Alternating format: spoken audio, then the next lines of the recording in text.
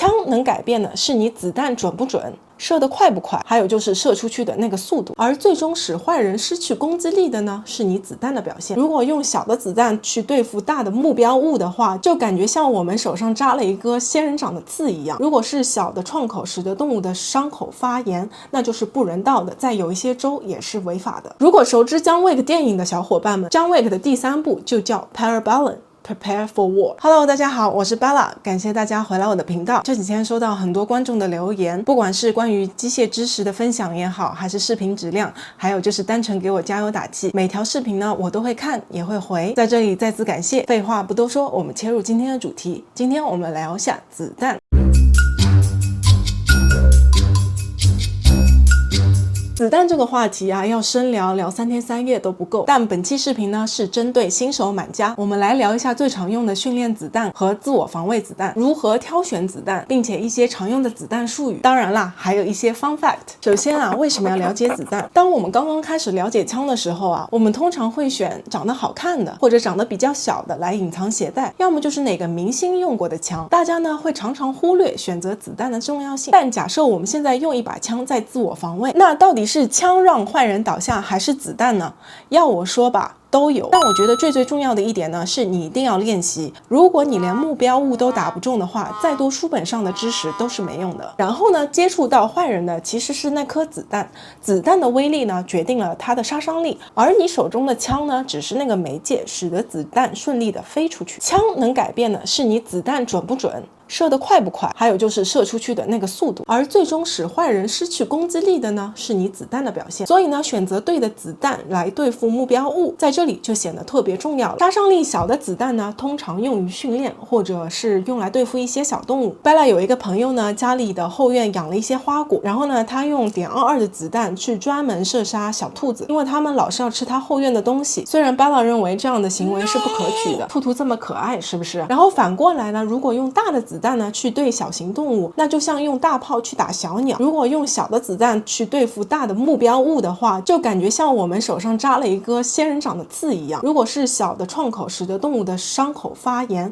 那就是不人道的，在有一些州也是违法的。大部分的手枪和步枪的子弹，它的构造呢有4部分：弹头、弹壳、火药和底火。子弹工作的原理呢是撞针撞到了底火，点燃了火药，形成了爆炸。爆炸呢产生了一股能量，把弹头沿着枪管的方向喷出去，这个能量是很大的。在美国买子弹啊，一般性是用这种盒子装的，并且我今天拿的这个9毫米呢，是民用和执法人员用的最多的一款子弹。有些人呢就叫它9毫米，还有一些呢叫它9×19，还有人叫它呢 9mm Ruger， 还有一种呢就是 9mm Parabellum。Parabellum 的意思呢是一个拉丁文，出自于这句话，它的英文翻译呢是 If you seek peace，Prepare for War。 如果熟知John Wick电影的小伙伴们，John Wick的第3部就叫 Parabellum。Prepare for War。 好，那让我们回到这个子弹包装，来和大家聊一下有哪些信息我们需要知道。在 Bella 面前呢，首先有2盒子弹，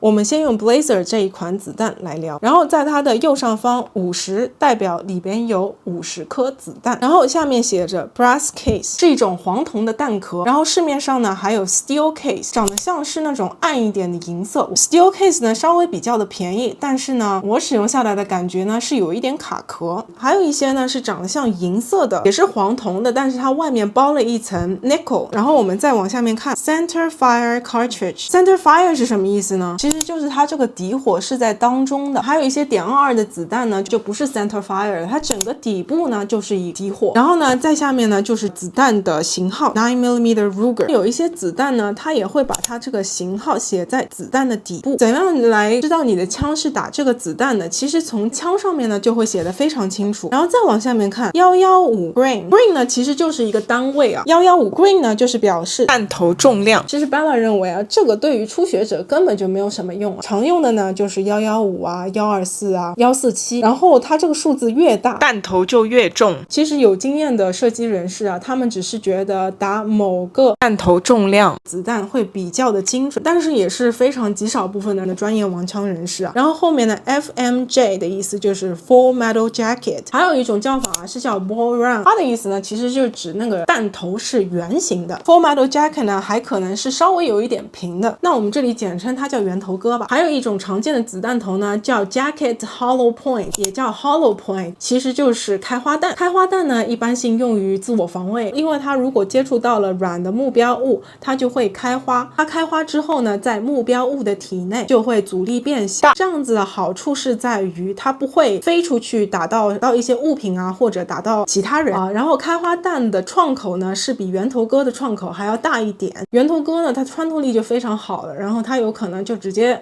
出去了。然后创口大一点呢，就是让对方倒下的几率呢也是可以更大。然后那个专业术语呢，就是我们常常听到的 stopping power， 就是让对方倒下的威力。还有一些子弹呢，有一个加 P 的样式啊，其实它就是 extra pressure。extra pressure 呢，一般性会是在开花弹上面才会有。它的效果呢，就是让速度够高，然后它开花的成功几率也够高。但是这种 extra pressure 呢，可能后坐力也会更大一点。我觉得对新手训练情况下的话 extra pressure 就没有什么必要了。好，那如果您是初学者的话呢，又想多练习，那就首先从 9mm 9毫米最常用的这个子弹开始。然后呢，我们使用 brass 的那个弹壳呢，保证它的射击体验。然后我们选用圆头割115的 grain 就差不多了。然后使用大品牌公司的子弹来保证您的射击体验，像是 CCI Blazer、Federal Premium HSD。Hornady 都是可以信任的品牌，用起来也非常的放心。还有一点之前没有提到，大品牌的子弹打完之后手枪也不会很脏。如果有其他好的品牌，请在留言区告诉我，而且避免一些不必要的子弹形成的危险。好，那这就是今天的视频，感谢大家观看，我们下期再见，拜拜。